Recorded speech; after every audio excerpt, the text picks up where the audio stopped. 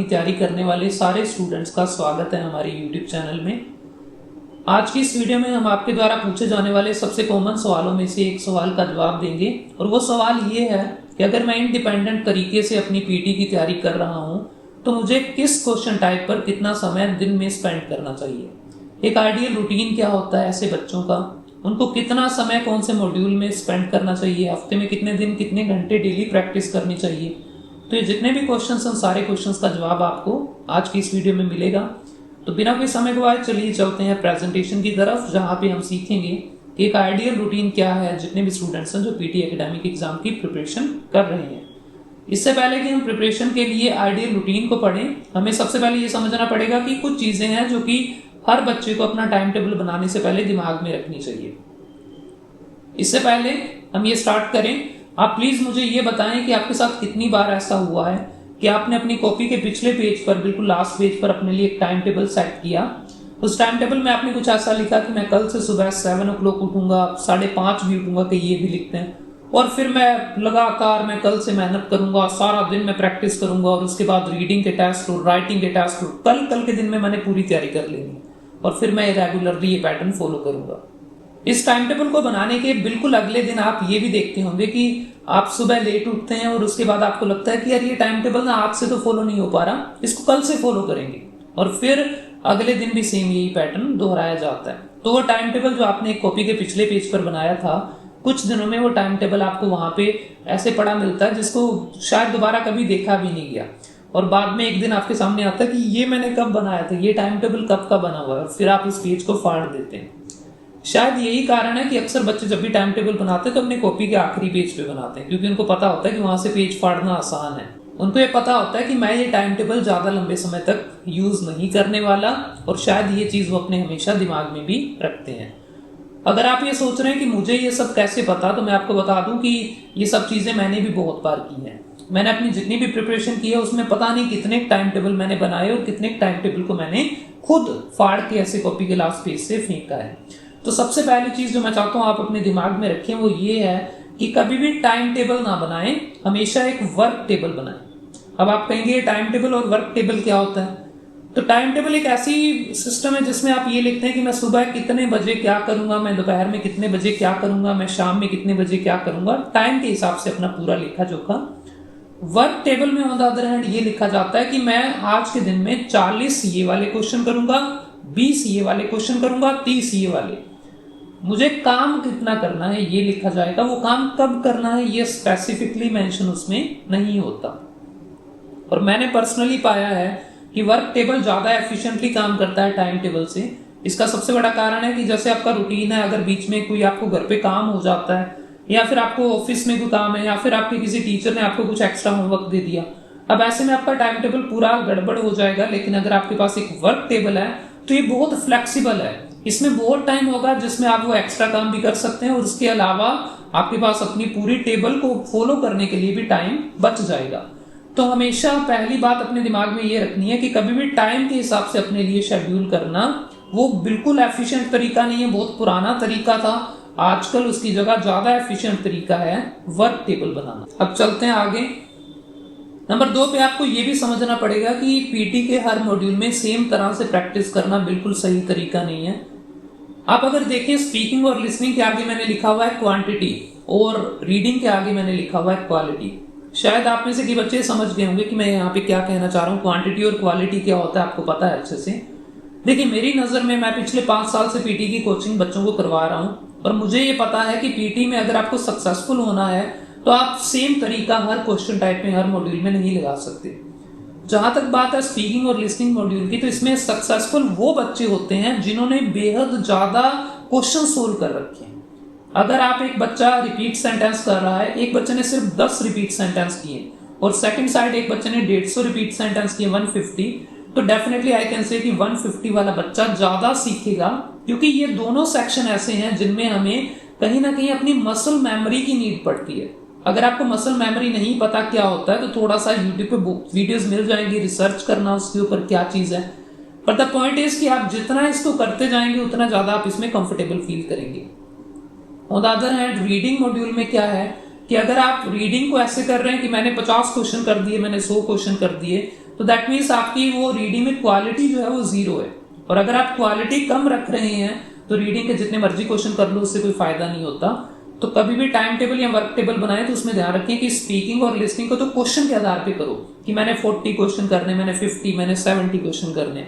और रीडिंग को हमेशा टाइम बाउंड प्रैक्टिस करनी है। अब आप कहेंगे सर आपने कहा था इसमें टाइम का कोई वैल्यू नहीं है।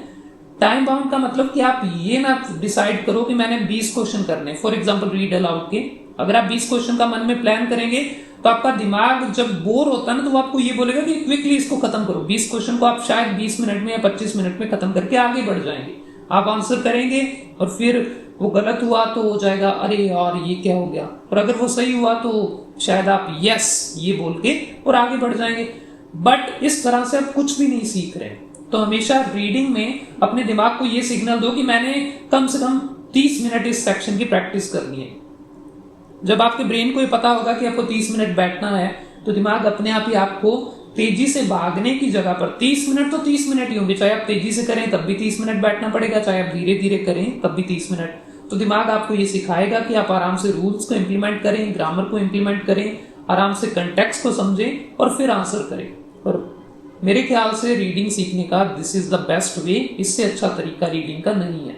तो हमेशा टाइम बाउंड प्रैक्टिस रीडिंग में और नंबर बाउंड प्रैक्टिस हमेशा स्पीकिंग और लिसनिंग में। इसके बाद जो तीसरी चीज मैं चाहता हूं आप अपने दिमाग में रखें वो ये है कि कोई भी टाइम टेबल या वर्क टेबल हमेशा ऐसा नहीं हो सकता कि इट्स नॉट, जैसे मैंने लिखा हुआ है, वन साइज फिट्स ऑल। ऐसा बिल्कुल नहीं है कि जो वर्क टेबल मैं आपको बना के दूंगा ये आपके लिए बिल्कुल परफेक्टली फिट होगी। हाँ, आप में से 80 to 85% बच्चे या शायद 90% बच्चों को ये वर्क टेबल बेहद ज्यादा आसान लगेगी फॉलो करना, क्योंकि आप लोग शायद वो है जो आइडियल स्टूडेंट मैंने अपने दिमाग में सेट कर रखा है। मेरा आइडियल स्टूडेंट एक ऐसा बच्चा है जो पूरा टाइम अपना पीटी की प्रिपरेशन को दे रहा है। वो शायद एक कोचिंग सेंटर भी जाता है और वहां पे वो लैब में बैठ के प्रैक्टिस करता है। लेकिन बहुत सारे ऐसे भी स्टूडेंट्स हैं जो ये वीडियोस को देखेंगे और वो शायद किसी कंपनी में काम करते हैं, या शायद वो किसी बैंक में काम करते हैं, या शायद उनका खुद का भी इंस्टीट्यूट होगा। तो अगर आप ऐसे कोई एम्प्लॉय हैं या कहीं पे काम करने वाले हैं तो शायद आपको थोड़ा सा इसमें माइनर ट्वीक्स करने पड़ेंगे। उस हिसाब से आप अपना हल्के से चेंजेस इसमें कर सकते हैं।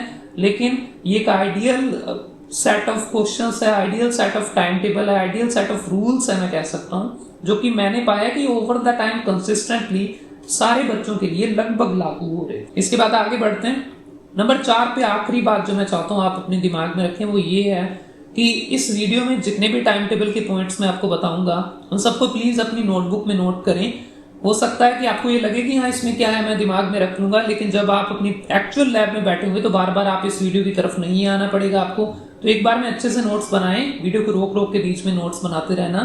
सारी चीजें वो है जो मैंने, ये वीडियो शायद आपके लिए 15-20 मिनट की छोटी सी वीडियो है, लेकिन इस वीडियो को बनाने के लिए ना मैं पिछले 3 या 4 दिन से कंटेंट ढूंढ रहा हूँ। नॉर्मली इस चैनल पे हर तीसरे या चौथे दिन वीडियो आती है, लेकिन ये वीडियो 1 वीक बाद आ रही है क्योंकि मुझे कंटेंट मिल ही नहीं रहा था, टाइम टेबल नहीं मिल रहा था, परफेक्ट टाइम टेबल क्या बनाए। तो मेरे मन में काफी टाइम से ये क्वेश्चन था कि टाइम टेबल के ऊपर एक वीडियो आनी चाहिए, लेकिन वो टाइम टेबल होगा क्या। तो मैंने खुद प्रैक्टिकल किए, मैंने खुद बच्चों से पूछा, और जो आइडियल टाइम टेबल मुझे लगा कि आप सब फॉलो कर सकते हैं वो आप सबके साथ यहाँ पे शेयर कर रहा हूँ। तो चलिए चलते हैं अब आगे। स्टार्ट करने से पहले बस आखिरी बार एक बार ये बता दूं कि मैं कौन होता हूं आपको ये बताने वाला। शायद आपके मन में ये सवाल आ सकता है कि टाइम टेबल तो यार it's a thing that I can build, मैं खुद क्रिएट कर सकता हूं ना अपना टाइम टेबल, तो आप कौन होते हैं मुझे ये बताने वाले। देखिए एक बात आपको समझनी पड़ेगी कि शायद सक्सेस की वैल्यू उसको नहीं पता जो पहाड़ के ऊपर खड़ा है, सक्सेस की वैल्यू उसको पता है जिसने नीचे से चढ़ना स्टार्ट किया था और पहाड़ के ऊपर तक पहुंचा है। सो मैं अपना थोड़ा सा एक्सपीरियंस आपके साथ शेयर करूंगा। आपको ये जो बंदा पढ़ा रहा है इसने अपनी सारी स्कूलिंग जो है वो राजस्थान बोर्ड से की है। राजस्थान बोर्ड मतलब कि हमारे वहाँ पे हिंदी मीडियम पूरी तरह से क्लासेस होती हैं। शायद आप में से बहुत सारे बच्चे राजस्थान से ये देख रहे होंगे, उनको पता होगा कि मैं कैसे बात कर रहा हूँ। तो क्योंकि मेरे पेरेंट्स टीचर्स थे गवर्नमेंट, तो मुझे कभी भी अलाउड नहीं था कि मैं खुद प्राइवेट स्कूल्स में जाके पढ़ूं, तो मुझे गवर्नमेंट स्कूल में पढ़ना पड़ा। एंड गवर्नमेंट स्कूल में मैं इस चीज के लिए बड़ा मुझे प्राउड फील होता है कि मैं गवर्नमेंट स्कूल में पढ़ा हूँ। दैट्स अ गुड थिंग, मुझे लगता है कि सबको पढ़ना चाहिए, अच्छी चीज है। बट आप सब जानते हैं कि गवर्नमेंट स्कूल्स में इंग्लिश का कितना आप एक्सपेक्ट कर सकते हैं ना कि इंग्लिश किस हद तक, कैसे इंग्लिश वहां पे पढ़ाई जाती होगी। Same happened with me. English like एक ऐसा सब्जेक्ट था कि जो कभी कभार ऐसे गेस्ट लेक्चर होता था तो इंग्लिश होगी, वरना इंग्लिश हमेशा उसको साइड में करके पढ़ाया जाता था। तो फिर राजस्थान बोर्ड से पढ़ने वाला बच्चा ऐसा कैसे कर सकता है कि खुद उसने इंग्लिश में इतना आगे बढ़ गया कि वो 90 ईच कर रहा है हर पेपर में, और वो इतने बच्चों को इंग्लिश पढ़ा भी रहा है। हम हर जगह पे जाते हैं तो वहाँ पे बहुत सारे बच्चों को ये यकीन नहीं होता कि आप सच में हिंदी मीडियम से पढ़े हैं। तो देखिए, मैं खुद मानता हूँ कि मैंने जितना कुछ भी सीखा है उसमें बहुत ज़्यादा हेल्प मेरी की है इन रूल्स ने, इन टाइम टेबल्स जो मैंने खुद बहुत बार बनाए और बहुत बार तोड़े। मुझे लगता है कि अगर मैं एक टाइम टेबल से चिपक के बैठता हूँ, जो टाइम टेबल मैंने आपको बताया था ना 7 बजे उठना 8 बजे उठना, वो टाइम टेबल आपको तो मैंने कह दिया कि नहीं बनाना, बट मैं हमेशा उस टाइम टेबल को बनाता था और मैं कोशिश करता था कि जितने ज्यादा दिन हो सके उसके साथ बैठा जाए चिपक के, कि मैं उसको फॉलो करूं स्ट्रिक्टली। तो मैंने खुद बहुत कुछ सीखा है टाइम टेबल को बनाकर और उनको ब्रेक करके। तो मेरे ख्याल से I am the best person जो आपको ये बताएगा कि टाइम टेबल को फॉलो करने का क्या फायदा है, टाइम टेबल को कैसे फॉलो करना है, ये सब कुछ आपको बताया जाएगा। आई एम द पर्सन जिसने पहले अटेम्प्ट में आइल्स में 7.5 बैंड स्कोर किए थे, जो कि बहुत सारे बच्चों का सपना होता है, और खास तौर पे जो बच्चे इंग्लिश मीडियम से आते हैं उनके लिए फिर भी थोड़ा इजी होगा, but Hindi medium say that was always a challenge. लेकिन मैं कोई फुकरी नहीं मार रहा, मैं ये नहीं साबित करना चाहता कि मैं बहुत ज्ञानी हूं, मैं जस्ट ये बता रहा हूं कि शायद मैं आपको वो जीरो से हीरो वाला पूरा सफर बता पाऊं।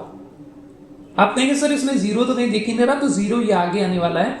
अपने पहले पीटी एकेडमिक एग्जाम में मैंने 45 स्कोर किया था, and this is the thing जो मैं अपने हर लेक्चर की स्टार्टिंग में, अगर आप मेरे से पहली बार पढ़ेंगे तो मैं हमेशा ये बताता हूँ बड़े प्राउड के साथ, क्योंकि मुझे लगता है कि जितनी बारी मेरी अचीवमेंट ये है कि मैंने 90 स्कोर किया 5 बार, उतनी ही बड़ी ये अचीवमेंट है कि मैंने अपने पहले अटेम्प्ट में 45 स्कोर किया था। तो 45 के बाद ऐसा क्या हुआ कि मैंने 90 स्कोर किया, ये कहानी मैं हमेशा अपनी क्लासेस में सुनाता हूँ कि हम ऑक्सफोर्ड पीटी स्टार्ट करने वाले थे, पहला अटेम्प्ट था, 45 स्कोर किया और मेरे सपने ऐसे चकनाचूर से हो गए कि ये क्या हो गया, मैं शायद पीटी करवा ही नहीं सकता। और उसके बाद मैंने 12-13 दिन की एक अच्छी छुट्टी ली और 12-13 दिन में लगातार हमेशा एक साइबर कैफे में, जहाँ पे कंप्यूटर होता था और जहाँ पे इंटरनेट कनेक्शन होता था, वहाँ पे बैठ के इसकी प्रैक्टिस करता था। कोई टीचर नहीं था, सिर्फ मैं था और वो कंप्यूटर था। और शायद आज आप सब उसी जगह पे हैं जहाँ पे आपको एक्सप्लोर करना है, एक टारगेट है आपके पास, और शायद आप भी ऐसे कंप्यूटर के सामने बैठ के वो मेहनत करते होंगे। तो मेहनत के लिए कौन से स्टेप्स को फॉलो करना है, क्या वो चीजें जो आपको दिमाग में रखनी है, वो आज की इस वीडियो में आपको पता चलेंगी। तो चलिए चलते हैं आगे, लेट्स स्टार्ट। टाइम टेबल क्या बनाए, कैसे बनाए, उसको शुरू करते हैं। तो जब टाइम टेबल की बात आती है तो टाइम टेबल में सबसे पहले आपको ये समझना पड़ेगा कि आपके पूरे दिन को आपको 3 हिस्सों में बांटना पड़ेगा। सबसे पहला हिस्सा है पर्सनल, सेकंड एक्टिव और तीसरा नॉन एक्टिव। ये पर्सनल, एक्टिव, नॉन एक्टिव का क्या मतलब है? सबसे बड़ा सवाल जो है वो ये है कि हमें पीटी की कोचिंग या पीटी की तैयारी दिन में कितने घंटे करनी है, प्रैक्टिस कितने घंटे करें, तो दैट वुड बी इनफ। तो मेरे ख्याल से आपको देखो ये समझना पड़ेगा कि प्रैक्टिस कंप्यूटर के सामने बैठ के भी होती है और प्रैक्टिस बिना कंप्यूटर की भी होती है। तो कुल मिला के 3 पार्ट है। पर्सनल का मतलब आपका दिन बाकी जो है, पर्सनल में आपका खाना पीना, सोना नहाना, बाहर घूमने जाना, आपका बात करना किसी से, आपका परिवार के साथ टाइम स्पेंड करना, ये सब कुछ पर्सनल है। आपका काम भी इसमें है, इवन मतलब मेरे लिए तो आपका काम भी पर्सनल है ना। मेरे लिए तो एक्टिव और नॉन एक्टिव 2 पार्ट है, जिसमें मैं चाहता हूँ आप एक्टिवली सुने ध्यान से।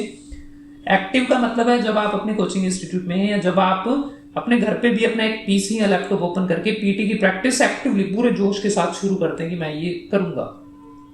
नॉन एक्टिव का मतलब जब आप अपने घर पे हैं या शायद अपने ऑफिस में या शायद अपने इंस्टीट्यूट में भी हो सकते हैं, लेकिन वहां पे आप पीसी या कंप्यूटर के सामने बैठ के नहीं, लेकिन कुछ ऐसी चीजें करते हैं जिससे आपकी ओवरऑल डेवलपमेंट होती है इंग्लिश की, और ये इनडायरेक्टली आपको हेल्प करता है आपकी पीटी प्रिपरेशंस में।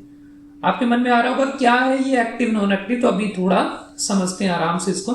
सबसे पहले आपको ये समझना पड़ेगा कि दिन में काफी टाइम आप अपने पर्सनल लाइफ में देंगे, और मेरा मानना है कि 19 घंटे आपको इसमें देने। दैट मीन्स कि 24 में से 19 घंटे आप जो मर्जी करो, मुझे कोई लेना देना नहीं है। मुझे आपके पास दिन में 5 घंटे चाहिए, और वो 5 घंटे में से 4 घंटे आप एक्टिवली पीटी की प्रिपरेशन कर रहे होंगे और 1 घंटा आप नॉन एक्टिवली पीटी की प्रिपरेशन करेंगे। तो ये कुल मिला के मोटा मोटा सा लेखा जोखा है। 19 घंटे पर्सनल, 1 घंटा आपका नॉन एक्टिव। कंप्यूटर के सामने कितने घंटे प्रैक्टिस करनी है? 4 घंटे। एक सवाल कि क्या ये 4 घंटे कंसिस्टेंटली लगातार करना है? नहीं, ऐसा बिल्कुल नहीं है। अगर आप लगातार करें तो बहुत अच्छी बात है वैसे, पर ठीक है अगर आपको इसको ब्रेक में टुकड़ों में तोड़ के करना है 2-2 घंटे तब भी ठीक है। अगर आप 1.5 घंटा, जैसे आपको ठीक लगे, बस 4 घंटे दिन में कम से कम आपको पीसी के सामने प्रैक्टिस करनी है। अब ये जो एक्टिव प्रैक्टिस है, ये एक्टिवली पीटी की प्रिपरेशन है, ये कैसे होती है तो उसको आगे मैंने फर्दर आपको बता रखा है कि एक्टिव टाइम का मतलब है जो आपने लैब में या कंप्यूटर के सामने जैसा मैंने बताया था वो टाइम आपने स्पेंड करना है। इसमें 4 घंटे में से 1 घंटा आप स्पीकिंग की प्रैक्टिस कर रहे होंगे, 1.5 घंटा 1.5 आवर्स आप रीडिंग की प्रैक्टिस करेंगे, लिसनिंग की प्रैक्टिस 1 आवर होगी। तो अगर आप इन तीनों का टोटल करें तो दैट इज 3.5 आवर्स। आधा घंटा क्या करना है वो बाद में बताऊंगा, ये 30 मिनट्स क्लास में आपको छोड़ने हैं। सो द पॉइंट इज कि आपको दिन में 3 सेक्शन की प्रैक्टिस करनी है, रीडिंग, स्पीकिंग एंड लिसनिंग। बड़ा कॉमन सवाल है कि सर राइटिंग नहीं करेंगे, तो राइटिंग एक ऐसा मॉड्यूल है जिसमें प्रैक्टिस की नीड नहीं है। अगर आपने spoken text summarise written text अगर आपने अच्छे से सीख रखा है और अगर आपको राइट ऐसे का टेम्पलेट टाइप करना और लिखना अच्छे से आता है, उसको बार बार प्रैक्टिस करने का कोई फायदा नहीं, अपना टाइम बर्बाद मत करो। राइटिंग बहुत टाइम कंज्यूमिंग है, आई वुड सजेस्ट कि वही टाइम आप इन्वेस्ट करें स्पीकिंग में या रीडिंग में। हाँ, लेकिन ये ध्यान रखना कि ये उन बच्चों के लिए जिनको ऐसे अच्छे से लिखना आता है, जिनका रिटन टेक्स्ट का कंसेप्ट एकदम क्लियर है। अगर आप उनमें स्ट्रगल कर रहे हैं तब आप यहाँ पे ये 30 मिनट राइटिंग को दे देना, दैट्स ओके, कोई इश्यू नहीं है। आगे चलते हैं, बात करते हैं स्पीकिंग में हमें क्या करना है। मैंने आपको बताया था कि स्पीकिंग और लिसनिंग में हमें नंबर ऑफ क्वेश्चंस को डिसाइड करना पड़ेगा कि किस क्वेश्चन टाइप के कितने क्वेश्चंस में प्रैक्टिस करूंगा। मैं ये भी रेकमेंड करता हूं कि आप जब अपने दिन की शुरुआत करें, जब आप अपने प्रैक्टिस की शुरुआत करें, तो शुरुआत हमेशा स्पीकिंग से करें, क्योंकि उस टाइम आप सबसे ज्यादा एनर्जी में होते हैं, सबसे ज्यादा सीखने की इच्छा होती है। और आपको ये पता होगा कि स्पीकिंग सबसे इंपॉर्टेंट क्वेश्चन टाइप है, सबसे इंपॉर्टेंट मॉड्यूल है आपका। तो that is why it's very important कि आप स्पीकिंग पे सबसे ज्यादा एफर्ट दें, और वो एफर्ट भी तब दें जब आपका ब्रेन सबसे ज्यादा एक्टिव है। तो हमेशा अपनी पीटी की प्रिपरेशन की स्टार्टिंग स्पीकिंग से करें। स्पीकिंग में क्या करना है सबसे पहले हम करेंगे रीड अलाउड्स। आपको जैसे ही आप अपना पीसी ओपन करें, सबसे पहले वार्म अप करें, अपने आप को थोड़ा सा देख लें कि कीबोर्ड वगैरह सेटअप है, हेडफोन काम कर रहे हैं अच्छे से या नहीं कर रहे हैं। आफ्टर दैट हमेशा सबसे पहले स्टार्टिंग रीड अलाउड से करें। पेपर में आपको यही फेस करना पड़ेगा। इसमें कोशिश करें कि पहले क्वेश्चन से आप अपना बेस्ट करें। नॉर्मली बच्चे 5-7 क्वेश्चन के बाद जाके वो मोमेंटम कैच करते हैं, बट आपको यही एफर्ट लगाना है कि फ्रॉम द फर्स्ट क्वेश्चन मैं एक भी मिस्टेक इसमें ना करूं। 20 क्वेश्चन करने हैं, बैक टू बैक करने हैं, वेदर 1 लाइन करूं वेदर पूरा करूं। प्रैक्टिस में मेरी सलाह हमेशा यही होती है कि पूरे की प्रैक्टिस करो, ताकि 1 लाइन आप अपने पेपर से 4-5 दिन 1 वीक पहले भी अगर डिसाइड करें कि मुझे 1 लाइन करना है तो उसमें कोई इश्यू ना आए। तो हमेशा 20 क्वेश्चन से रीड अलाउड की स्टार्टिंग करें। 30 मिनट का टाइम इसमें आपको लगेगा ऑन एन एवरेज। और ये ध्यान रखें कि 30 मिनट की बच्चे कहेंगे इतना कहाँ लगता है, अपनी रिकॉर्डिंग को दोबारा भी सुनना है।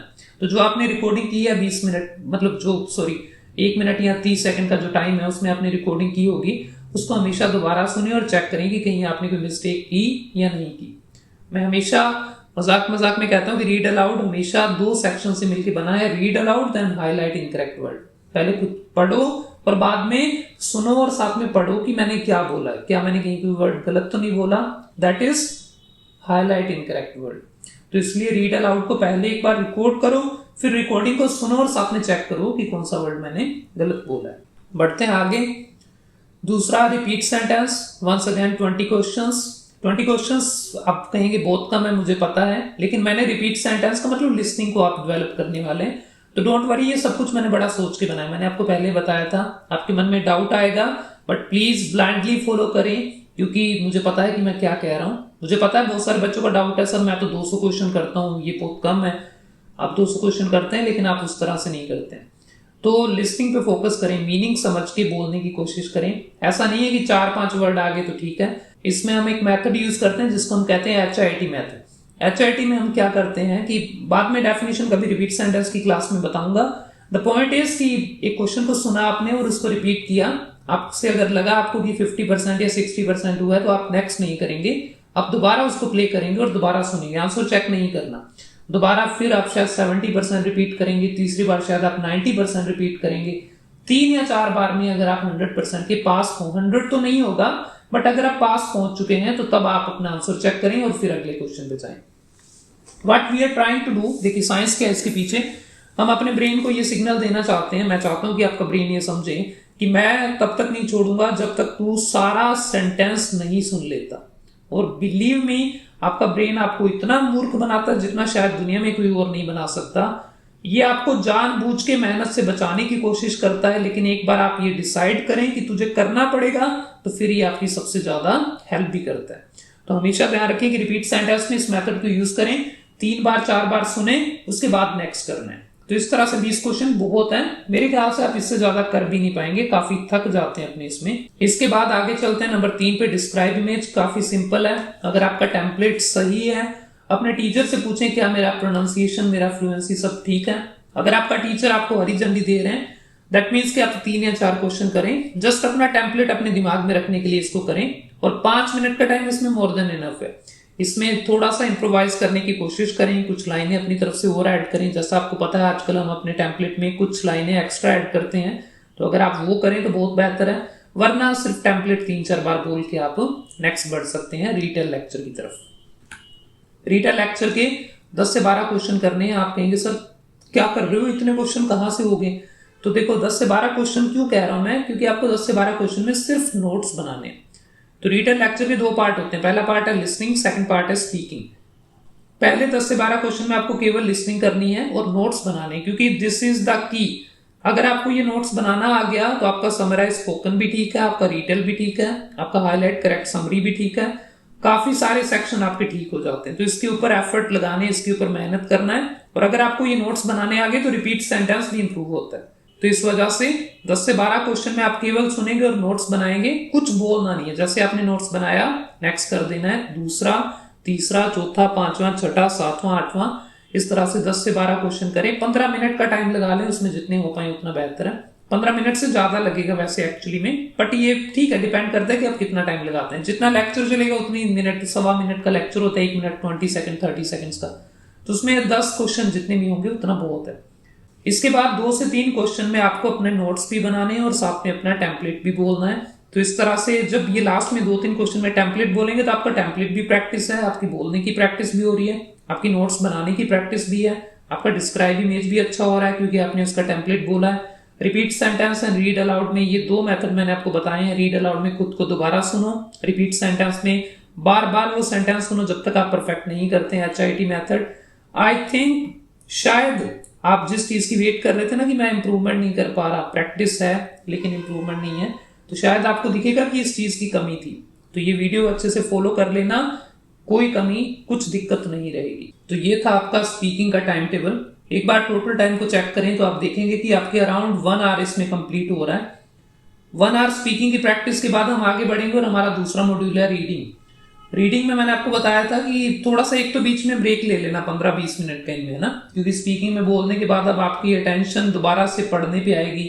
और रीडिंग के बाद भी ब्रेक, जो 30 मिनट मैंने लास्ट में लिखे थे वो ब्रेक के थे एक्चुअली।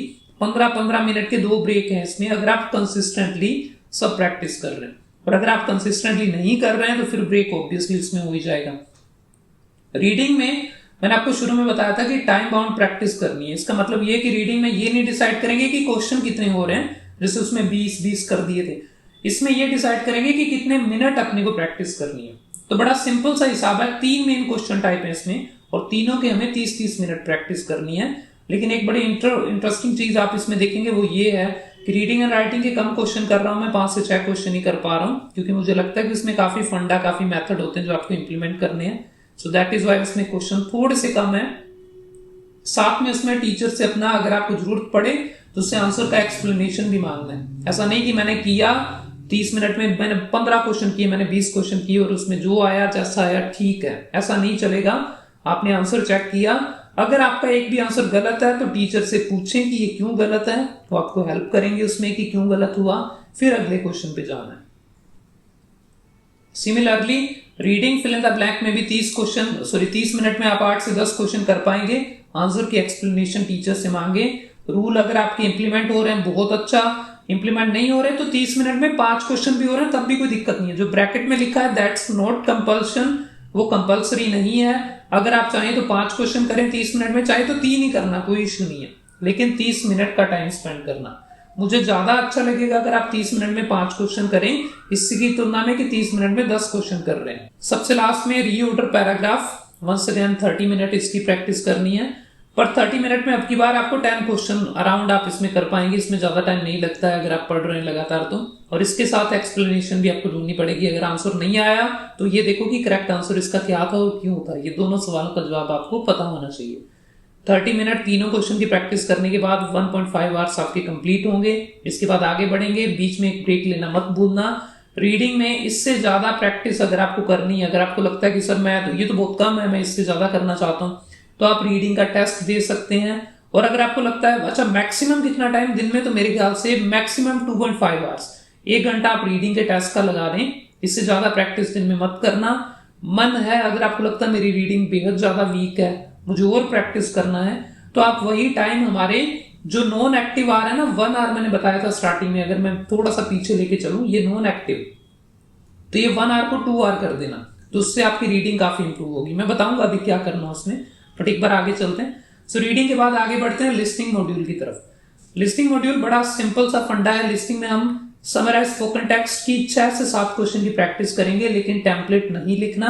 टेम्पलेट आपको आई अज्यूम लिखना आता होगा अच्छे से, सब टाइपिंग में कोई दिक्कत नहीं है। सिर्फ 6 से 7 क्वेश्चन में नोट्स बनाने हैं, और आपको ये डिसाइड करना है कि मेन टॉपिक क्या होगा, इसमें कहाँ पे नाउन फ्रेज आएगा, कौन सा नाउन फ्रेज आएगा।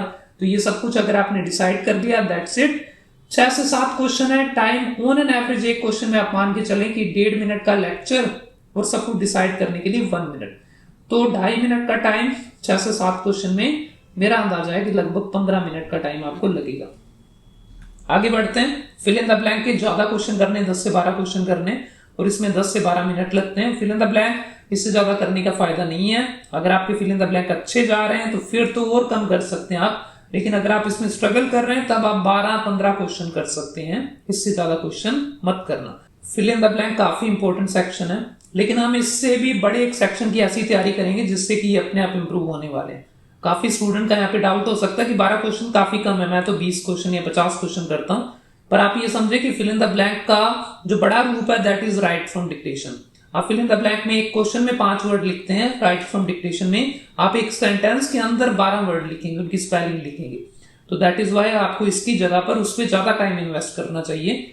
इसके बाद हाईलाइट इनकरेक्ट वर्ड, बेहद ज्यादा आसान क्वेश्चंस होते हैं। आप जितना का आपने अभी तक स्ट्रेस लिया होगा वो सारा स्ट्रेस आपका इस सेक्शन में दूर होगा।